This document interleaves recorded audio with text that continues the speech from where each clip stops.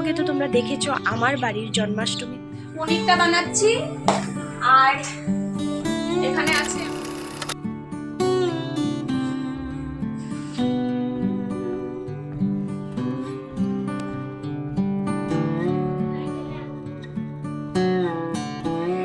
কোথায় গেলাম তোমাকে দেখতে পাচ্ছি না।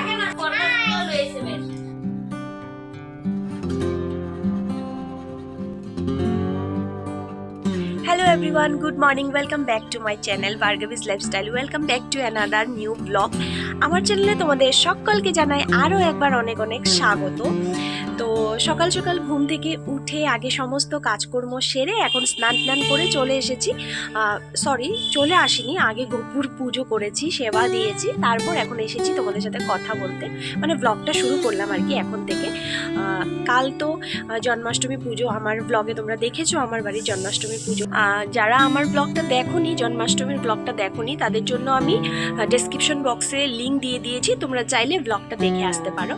এবং যারা এই মুহূর্তে প্রথমবার বা ফার্স্ট টাইম আমার ভিডিও দেখছো, তোমাদের যদি আমার ভিডিও ভালো লেগে থাকে তাহলে চাইলে আমার চ্যানেলটা সাবস্ক্রাইব করে আমার পাশে থাকতে পারো। তো আজ হচ্ছে নন্দোৎসব। তো আজকে প্রায় সকাল 5টার সময় উঠেছি, আর কাল রাত ঘুমোতে ঘুমোতে তো 3টা বেজে গেছিলো, কারণ রাতের সব কিছু করে টোরে পুজো শেষ করে টোরে তারপর আমার ঘুমোতে ঘুমোতে 3টা বেজে গেছে। তারপর আবার সকাল সকাল উঠেছি 5টার সময়, কারণ যেহেতু আজকেও প্রচুর কাজের চাপ আছে, 12টার মধ্যেই আমার গপুকে ভোগ লাগাতে হবে, যেহেতু আজ নন্দোৎসব তোমরা তো জানো।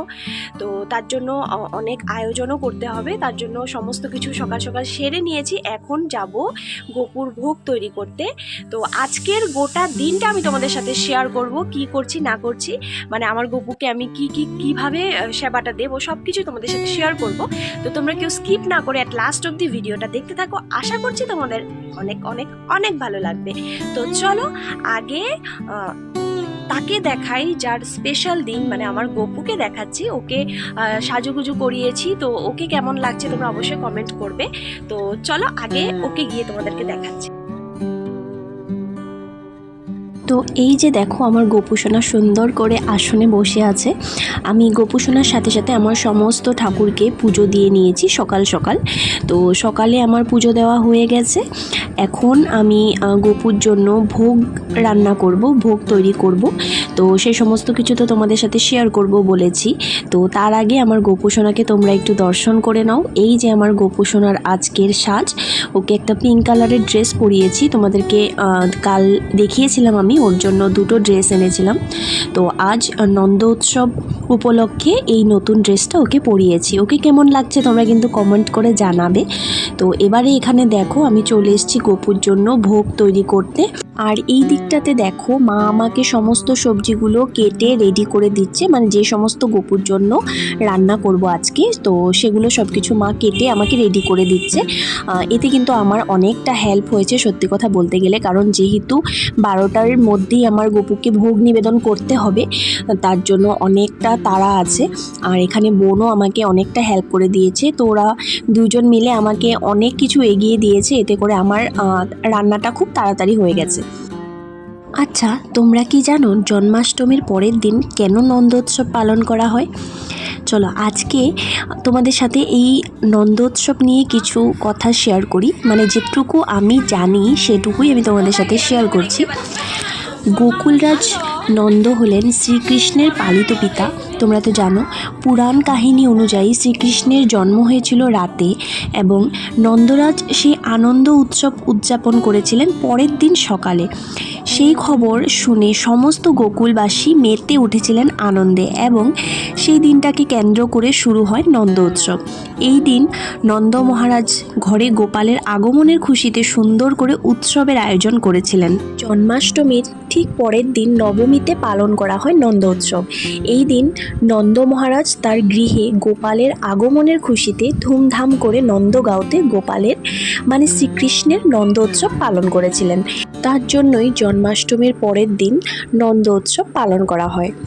আমি যতটুকু জানি আমি ততটুকুই তোমাদের সাথেও শেয়ার করেছি। এর বাইরেও যদি অন্য কোনো কাহিনী থেকে থাকে তাহলে অবশ্যই তোমরা আমাকে কমেন্ট করে জানিও। নন্দ উৎসবের দিন গোপালের স্নানের পর তাকে অবশ্যই কিন্তু একটি নতুন ড্রেস পরাবে, তার সাথে সাথে সুন্দর করে গোপুকে শৃঙ্গার করাবে, কারণ আমাদের সকলের প্রিয় লাড্ডু গোপাল কিন্তু শৃঙ্গার করতে ভীষণ ভালোবাসেন। এই দিন জন্মাষ্টমীর দিনের মতো অনেকেই গোপালকে 56 ভোগ নিবেদন করেন, কিন্তু তোমরা তোমাদের সুবিধা এবং সামর্থ্য অনুযায়ী এই সমস্ত বিষয়ের আয়োজন করতে পারো, কারণ আমাদের গোপুসোনা করুণার সাগর। তিনি আড়ম্বরের পুজো চান না, তিনি নিষ্ঠা সহকারে সরল মনে ভক্তি সহ পুজোটাই গ্রহণ করেন। তাই যারা মনে করছো আমি তো 56 ভোগের আয়োজন করতে পারবো না বা বিশেষ কিছুর আয়োজনও করতে পারবো না, তো তোমরা কোনো রকম দুশ্চিন্তা না করে মন থেকে পুজোর সমস্ত বিষয়ের আয়োজন করবে এবং ভালোবেসে নিজের মতো করে নন্দ উৎসব পালন করো। এর ফলে কিন্তু আমরা সহজেই লাড্ডু গোপালের কৃপা দৃষ্টি লাভ করতে পারবো। সবকিছু হয়ে গেছে, এখন লাস্ট পনিরটা বানাচ্ছি। আর এখানে আছে আনারসের চাটনি বানাবো, বাস কমপ্লিট আমার রান্না। ভোগের রান্না সবকিছু হয়ে গেছে, শুধু এই দুটো বাকি আছে। কি কি রান্না দেখতে থাকো। কি কি রান্না করেছি সেগুলো আমি ভোগের থালাটা যখন রেডি করব তখন তোমাদেরকে দেখাবো কি কি রান্না করেছি। আর এখন শুধু আমার এই চাটনি আর এই পনিরটা বাকি আছে, তো সাথে থাকো, দেখতে থাকো। নন্দ উৎসবের দিন তোমরা চাইলে নিত্যদিনের সেবার তুলনায় একটু বিশেষ কিছু করতে পারো। যেমন ধরো এই দিন বিভিন্ন প্রকারের ফল, দুধ, বিভিন্ন প্রকারের নাড়ু, ক্ষীর, লুচি, পায়েস ইত্যাদি গোপালকে ভোগ হিসাবে দিতে পারো, অথবা তোমরা চাইলে অন্নভোগও দিতে পারো। কিন্তু একটু আগেই বলেছি তোমাদের সাধ্য এবং সামর্থ্য অনুযায়ী তোমরা যতটুকু পারবে ততটুকুই তোমরা ঠাকুরের জন্য করবে। এই দিন নন্দ মহারাজ নন্দগাঁওতে নিজের বাড়িতে শ্রীকৃষ্ণের আগমনের খুশিতে বহু দ্রব্য সামগ্রী দান করেছিলেন।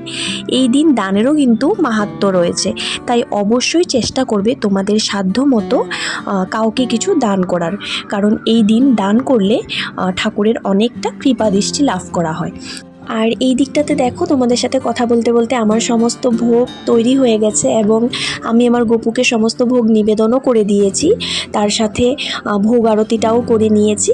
তো এখানে দেখো ভোগের মধ্যে আছে ফ্রাইড রাইস, 5 রকমের ভাজা, ডাল, পনির আলুর তরকারি, নিরামিষ তরকারি, চাটনি, সাথে পায়েস। তো আমি তেমন কোনো বিশেষ কিছু করিনি, আমি আমার সাধ্য অনুযায়ী যতটুকু পেরেছি আমি আমার গোপুর জন্য করেছি।